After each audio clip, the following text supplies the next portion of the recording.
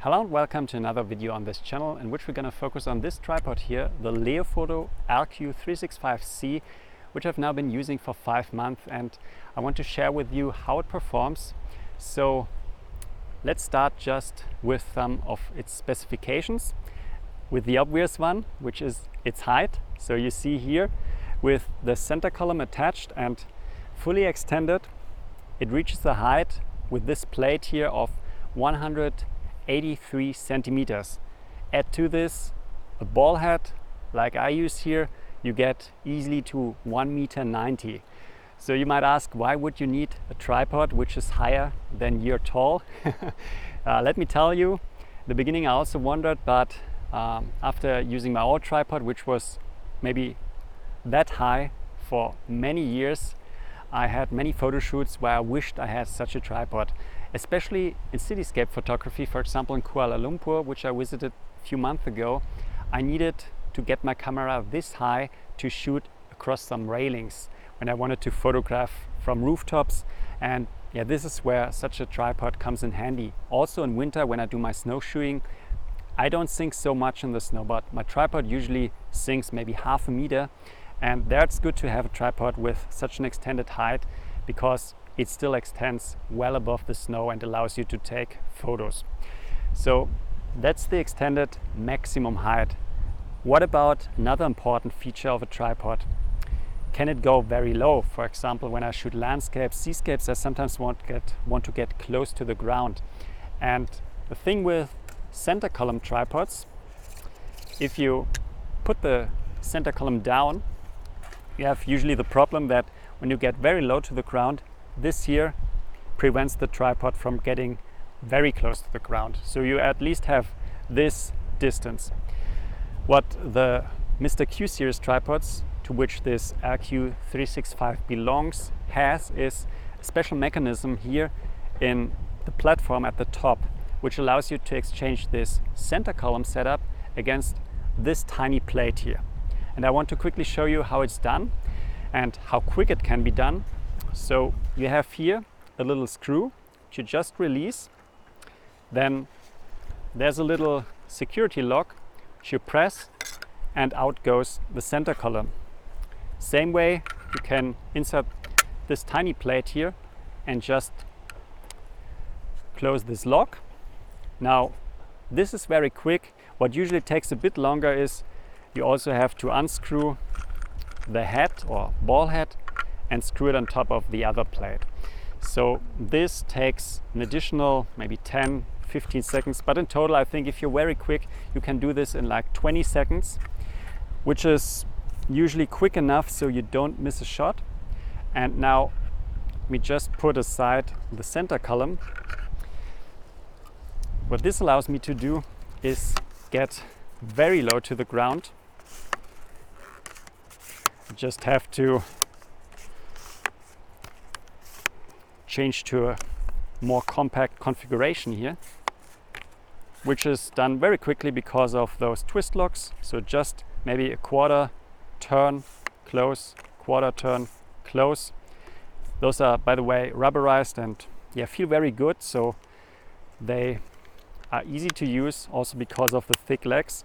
Then here I have, I don't know how it's called, I can pull those out, pull it up, and then it will lock in place in different configurations. But if I go into the top configuration with all of those,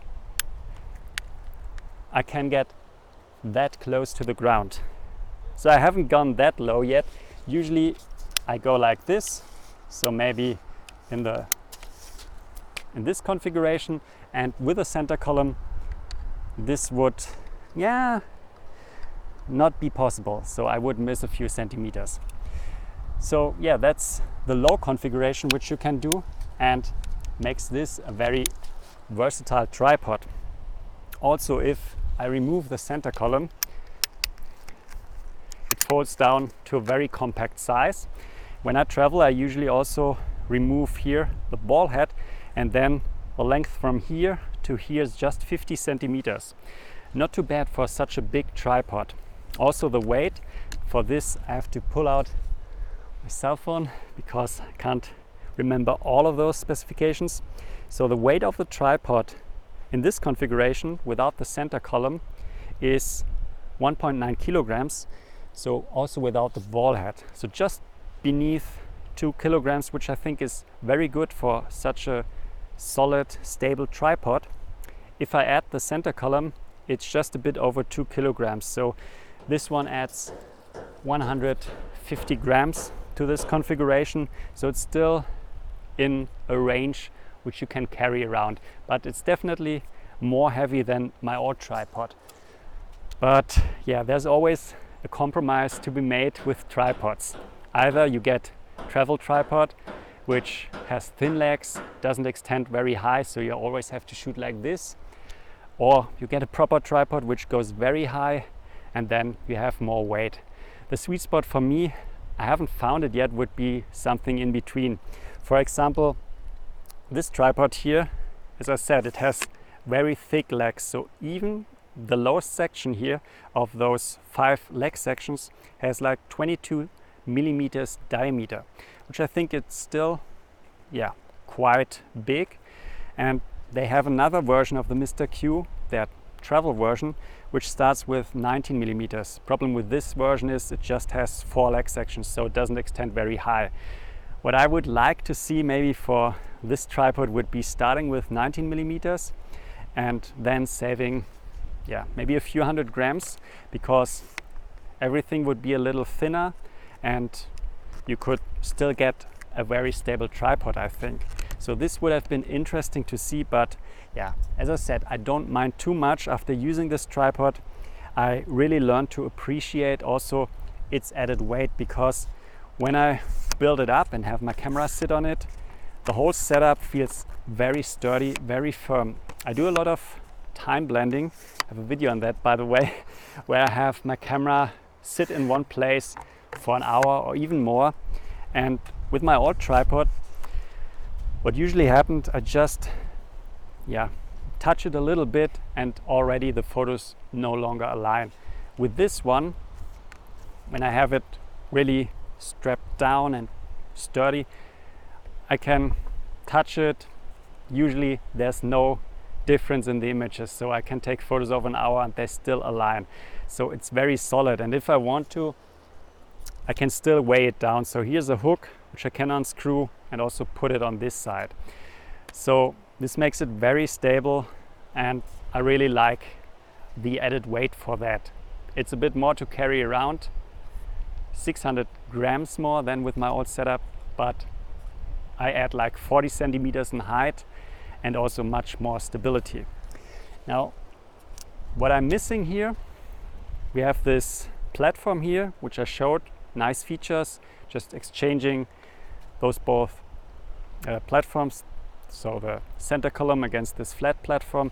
Problem is, what they could have made here was a bubble level, because I like to take some panoramas, and for this I usually want to level this section here, because then I can just turn the ball head and get seamless panoramas. They didn't add it, and that's a bit sad, because I would really have loved to see this. But a feature I really like is what you see here. There's a 1/4" screw attachment, and here I think this 3/8 of an inch, and I use those to attach accessories. In a recent video I showed how I use the small rig super clamp to attach an umbrella here, so that's how this can be used, and it's a really nice feature. Now let me quickly check if I have some other points to share. So we talked about the different specifications, maximum height. By the way, in this configuration without center column, I can extend it to 153 centimeters. If I add the ball head, it goes up to 160 centimeters. So if I'm, for example, hiking in the mountains, usually I don't bring the center column just to save those 150 grams. I can still extend this tripod to be able to shoot at eye level, which I think is important. I've learned to appreciate it, because sometimes I just want to get a bit higher, and this is possible. It's also the range you use during scouting. So you scout like at eye level, you go down. Most of the time for landscape photography, you'll shoot a bit closer to the ground, but sometimes the best view, the best composition is at eye level, and you should be able to take such photos also with a tripod. You can do this even without the center column. Now, one more thing I think I forgot. So we talked about weight, we talked about folded lengths. Yeah, very important, the price of this. So this tripod, Leofoto only sells it together with their LH-47 tripod ball head. It's a very big ball head, and together it costs the whole system $899, which is a lot. I mean, it's for a tripod like this, I think it's justified, but I didn't need a ball head because I already have my Really Right Stuff ball head, also a smaller one to save some weight. So yeah, I was able to get it without it from some reseller distributor in Germany, and I saved 130 bucks. So only the tripod cost me like 770 euro was it, and still expensive, but compared to some other brands, I think it's a good price for what you get. Yeah, and that's the review of the Leofoto LQ-365C tripod. Hope you liked it. If you have a favorite tripod, yeah, just leave a comment. And if you have questions to this one, also comment. I try to answer them. And yeah, see you in the next video. Bye.